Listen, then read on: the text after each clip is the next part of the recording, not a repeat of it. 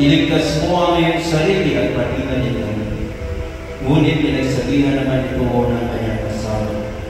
Wala ka bang takot sa Diyos? Ikaw ay pinarusahan din tulad niya. Tama lamang na tayo parusahan ng ganito dahil sa ating mga ginawa. Liniin mo o kaluluwa ko kung paano pinamakuan ng paraiso ng Panginoon ang isang magnanakaw. Dahil lamang siya ay nagpahayag ng lubos na pagsisisi sa kanyang mga nagawang kasalanan. Narito ang iyong ina. Mula nakatayo sa tabi ng krus ni Jesus ang kanyang ina at ang kapatid nitong babae, si Maria na asawa ni Cleopas at si Maria Magdalena. Nang makita ni Jesus ang kanyang ina at ang minamahal niyang alagad na nasa tabi nito, sinabi niya, "Ginang, narito ang iyong anak." At sinabi niya sa alagad, "Narito ang iyong ina." Nilay-nilayin mo, o kaluluwa ko, ang lungkot at bighati na nadarama ng mahal na Inang Maria habang siya ay sumusunod sa kanyang anak na tinatahak ang landas ng krus patungo sa kanyang kamatayan. Ang ika-apat na huling wika ng Panginoon sa ibabaw ng krus. Diyos ko, bakit mo ako pinabayaan? Mula sa tanghaling tapat hanggang sa ikatlo ng hapon. Nilay-nilayin mo, o kaluluwa ko, kung paano ang kataas-taas anak ng Diyos ay nagwika ng mga katagang, Eli, Eli, lama sabachthani. Diyos ko, bakit mo ako pinabayaan? Ang ikalimang huling wika ng Panginoon sa ibabaw ng krus, nauuhaw ako.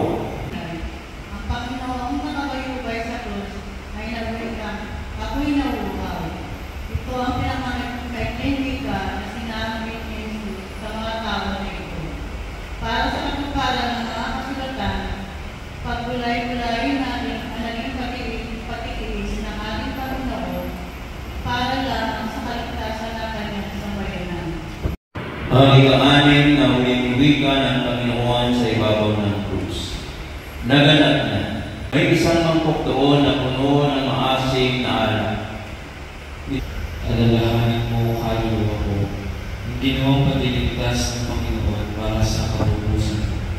Alalahanin mo ang kanyang pagtupad sa bawat kasaysayang na hayag ng mga propeta na ang nasa kanya.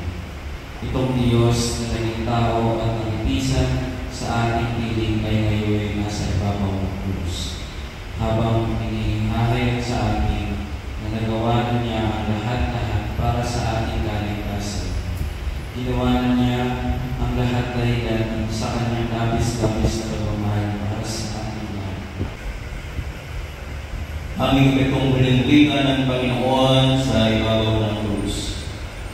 Ama, sa mga kamay mo'y pinagkakatiwala ko ang aking espiritu. Mula kapatid, ayon sa banal na istorya, nang mamatay ang ating Panginoong Jesucristo sa ibabaw ng krus, ang mga taong sumasaksi sa pook ng krusahan ay nagsiuwi na, sapagkat sila ay natakot sa kasungitan ng panahon. Sa amoy na krus na banal, ni Jesus na umahal, nalupig ang kamatayan,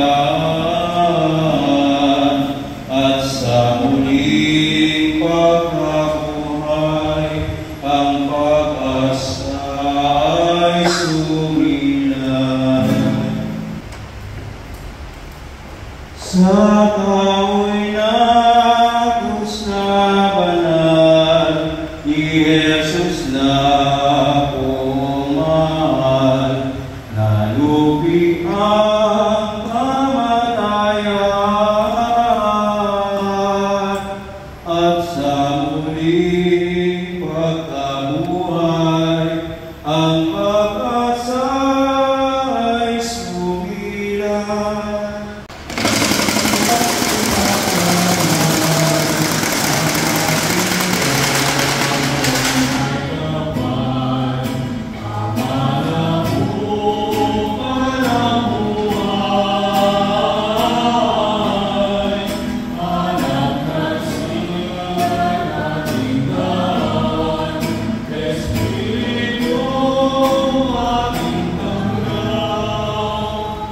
Sa